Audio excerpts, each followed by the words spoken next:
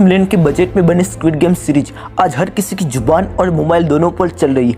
इस web show के आने से अब हर कोई इसका फैन बन चुका है। स्क्विड गेम खास तौर पर बनाई गई और नेटफ्लिक्स द्वारा रिलीज की गई सीरीज है। अब अगर IMDb रेटिंग की बात करें तो स्क्विड गेम को अभी तक आउट ऑफ 10 में से 8.1 की जबरदस्त रेटिंग मिली है। इस वीडियो में मैं आपको स्क्विड गेम के बारे में कुछ इंटरेस्टिंग चीजें बताने वाला हूँ, तो वीडियो को अंत तक जरूर देखिएगा। कई दर्शक ये कह रहे हैं कि इस वेब शो के देखने के बाद ये हमारे दिमाग से दूरी नहीं हो रही है। इतनी हद तक वेब शो लोगों को पसंद आ रही है कि amazing story, unique direction, perfect character acting, इन सभी पॉइंट्स की वजह से ये वेब शो पूरी दुनिया में महज 2 मंथ्स में फेमस हो गया है। स्क्विड गेम जितने बजट में बनी उसको रिलीज करने के बाद सिर्फ 2 सप्ताह में उससे 40 गुना अधिक पैसा कमा लिया है। और तो और इस वेब सीरीज की डिमांड की वजह से उसे करीब 30 भाषा में डब करना पड़ा। इस लो बजट वेब सीरीज की अंदर की कहानी का कॉन्सेप्ट इतना जबरदस्त था कि उसे जिसने भी देखा उसकी तारीफ किए बिना रह नहीं पाया। आपको जानकर हैरानी होगी कि इस वेब सीरीज की रिलीज होने के थोड़े ही समय में पूरी दुनिया के दिमाग में छा गई। लेकिन उससे भी हैरानी करने की बात यह है कि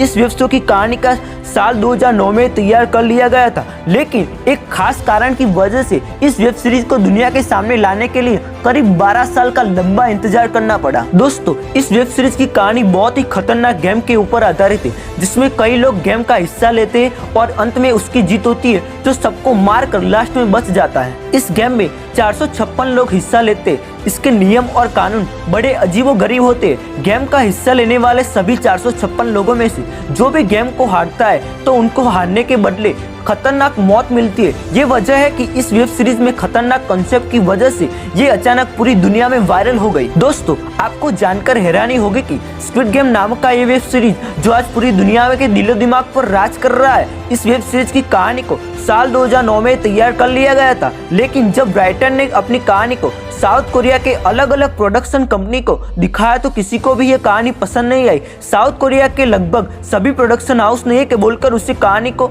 नकार दिया कि ये बिल्कुल अनरियलिस्टिक है, यानी कि इस कहानी का वास्तविकता से दूर दूर तक कोई भी संबंध नहीं है। वही कुछ साउथ कोरिया के प्रोडक्शन कंपनी ने ये बोलकर राइटर की कहानी को नजरअंदाज किया कि इस कहानी में अंदर बहुत ही ज्यादा मारकाट है, जो दर्शकों के लिए अच्छा नहीं है। और इस वक्त दर्शकों का दिमाग इतना डेवलप नहीं हुआ है कि इतना अधिक मारकाट वाली चीजें देखकर उसे सहन कर सके। लेकिन कई साल बाद साउथ कोरिया के इस राइटर ने अपनी कहानी को लेकर नेटफ्लिक्स के पास पहुंचे तो नेटफ्लिक्स ने उसकी कहानी को तुरंत एक्सेप्ट कर लिया और उस पर एक फिल्म बनाने की सोची गई। लेकिन कहानी के अंदर के इतने अधिक कैरेक्टर थे कि कहानी को ठीक से दिखने के लिए 1.5 या 2.5 घंटे का वक्त बहुत ही कम पड़ने वाला था। इसलिए इस कहानी के ऊपर फिल्म नहीं बल्कि वेब सीरीज तैयार की गई और साल 2009 में लिखी गई ये कहानी 12 साल बाद सितंबर 2021 में अधिक फेमस हुई कि आज पूरी दुनिया उस कहानी को पसंद कर रही है, उसको कॉन्सेप्ट को बहुत ही जबरदस्त बता रही है। तो दोस्तों, आपकी क्या राय है कमेंट सेक्शन में जरूर बताना।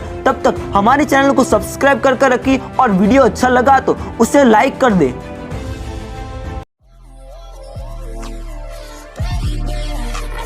교대 시간이야.